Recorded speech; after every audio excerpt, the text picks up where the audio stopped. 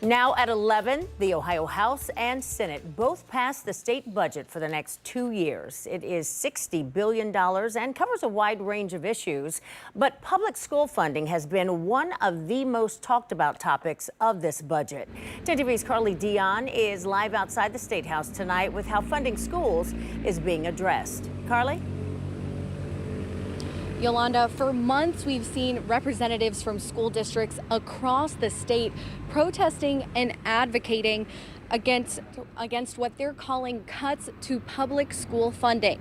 But Republican lawmakers say these aren't cuts, and the funding they believe they're losing can come from taxpayers. You're going to see a lot of levies on the ballot in the next year or two because of this. Advocates for public education disappointed in what they're calling cuts to funding for public schools. Democrats say it falls short of the Fair School Funding Plan. What we passed today is not the full Fair School funding formula. State Senator Nikki Antonio says this is yet another example of broken promises in the budget, and there were no negotiations across the aisle when it came to many of the decisions that were made. She says the Republican majority claimed the current funding plan for school districts wasn't sustainable. But then they found $600 million for a sports franchise. I mean, that shows me that it's just misplaced priorities. Antonio is referring to the $600 million allocated to build a new football stadium for the Cleveland Browns. But many Republicans argue they're actually increasing funding to public education in this budget. We just raised spending in public schools over $600 million.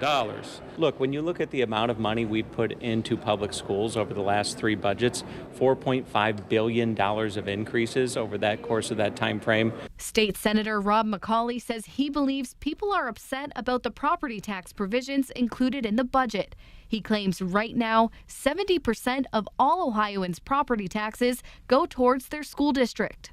And when we see school districts carrying over, in some cases, 70, 80, 90%, sometimes well over 100% of their annual expenditures year to year, it stands to be reasoned that there should be an explanation for why they need to carry over that much money while they're charging very high property taxes. But education advocates beg to differ. Everybody's upset about property taxes going up.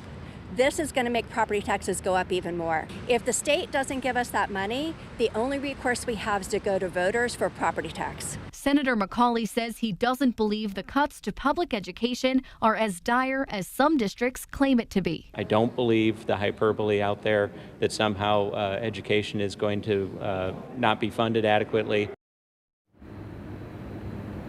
The governor now has until midnight on Monday to either sign or veto the budget. Live at the State House, Carly Dion, 10 TV News.